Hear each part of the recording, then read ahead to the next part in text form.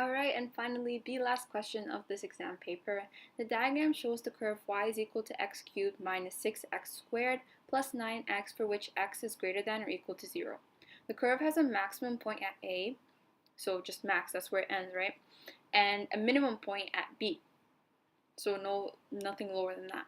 And it has a normal to the curve at C with the coordinates 2, 2, and it meets the normal to the curve of B at the point D, so where they intersect is point D. Now we have to find the coordinates of A and B. Of course, like you've seen in all my previous videos, I always write down what we're told.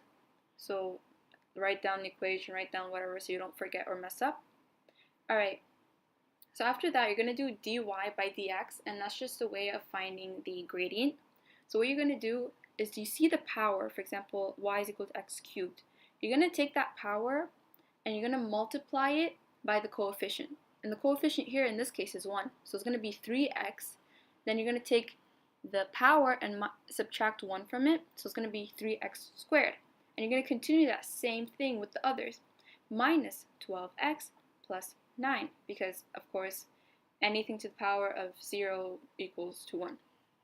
Alright, so then we have to equal this whole equation to 0. Why? Because at A and B, they're maximum and minimum points, so the gradient has to equal to 0. There's just no slope at all, right? So you're using the calculator, you can find that x is equal to 3 or x is equal to 1. So then obviously, since we're given a diagram, you know that A comes before B, so then the x of A would definitely be 1, and for B it would be 3. But you can do what I did here, showing more work, d squared y over dx squared. So you're just going to further differentiate it. And of course, when you differentiate a coefficient, it just disappears. It's just no longer there. So 6x minus 12. You're going to substitute the x values that we found. So 6 times 3 minus 12 gives you 6, and that's a positive number, so then it's a minimum. If it's minimum, it's positive. If it's maximum, it's negative, just opposites. So we found the coordinates of B, which is 3 and 0. So now we have to find the coordinates of A. We already found the x value, which is 1. We don't know what y is. So what we're going to do is just substitute that x value, 1, with the equation that we had. And so then it's just going to be y is equal to 1 cubed minus 6 times 1 squared plus 9 times 1. And that gives us A, which is 1 to 1, 4. And that is a total of 3 marks. So then the next part, they're asking us to find the equation to the normal at C. Alright, so the first thing we're going to do is dy by dx, and we already have it. So we have the equation that we got in the beginning part, or the first part, part I. So we know that C, the coordinates for is 2 and 2. So when x is equal to 2, m is equal to, we don't really know, and m stands for the gradient in the equation y is equal to mx plus c. So we're going to substitute the value of x with 2, and that gives us negative 3. So that is the gradient, but however, they told us the normal to c. So then that would have to be 1 over 3, because m1 times m2 equals to negative 1. It's just what happens. It's a rule for perpendicular equations, right? Okay, so we found the gradient, and y is equal to 1 over 3x plus c. But we don't know what c is. C is the y-intercept, right? So we substitute the value 2 and 2. So 2 goes instead of y, and 2 goes instead of 3. I mean x, sorry. And then you solve for that, and then c will give you 4 over 3. So now we found it, we're just going to write it out. So y is equal to 1 over 3x plus 4 over 3, and that is it for this question. And if you want to get rid of the fractions, you can multiply the whole thing by 3, and that is a total of 3 marks. So now the last part is finding the area of the shaded region, and it's out of 5 marks because there is a lot to do. But okay, so this part, what we're going to do is we're going to do the opposite of differentiation. We're going to integrate.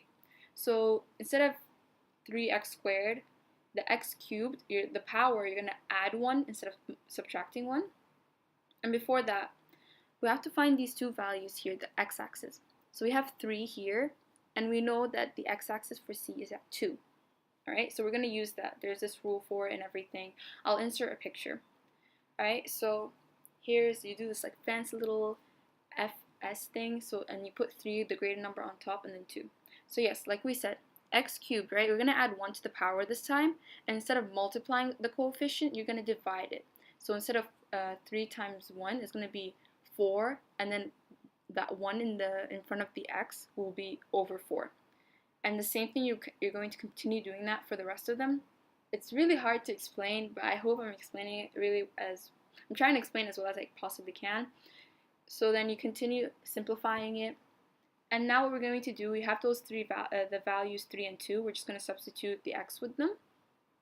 So you're going to substitute x with 3, then you're going to subtract, and you're going to substitute the value with 2. So that's why you put the greater number on top and then the smaller one below. And then you get the answer 3 over 4. But we're not done yet. That gives us the area under the graph. But then they told us the shaded area is literally on top of the graph. And if you've noticed, it gives you a shape of a trapezium. So what we're going to do is find the area of the trapezium and subtract it from the area underneath the graph, and that will give us the area of the shaded region.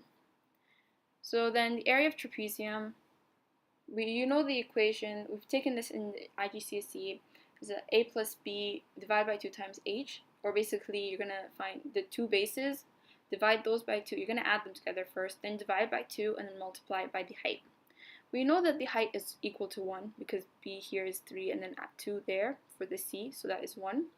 And we know the height for the base, for one of them, which is 2, but we don't know the base for BD. That's why I've given it the value as x. We know that the equation for b is x is equal to 3. And we know the equation for the curve for the normal to c, right? Which is y is equal to 1 over 3x plus 4 over 3. But let's make x the subject of the formula this time. And after that, so we have x is equal to this, 3y minus 4. And at the same time, x is also equal to 3 in b. So we're going to equate these equations, and we're going to find the point of intersection, which is d. So 3y minus 4 is equal to 3. And then just find what y is. So 3y is equal to 7, and y is equal to 7 over 3. So we found y, or you can just place it as a mixed fraction. Alright, so we found it. So then we're just going to substitute these values into the equation, a plus b over 2 times h. And that will give us the area of the trapezium.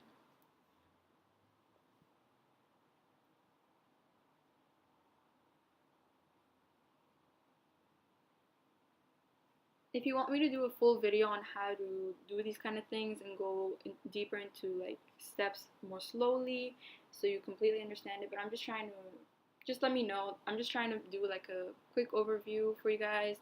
So now we've found that the area of the trapezium, so like I said, area of the shaded is equal to area of the trapezium minus area under the graph, and that will give us that shaded part, right? So 1 over 6 minus 3/4 will give us 17 over 12, and that is the final answer, and it's a total of 5 marks. Congratulations, you guys. I can't speak today, but we are done with all the questions for this paper. See you guys next time. Bye.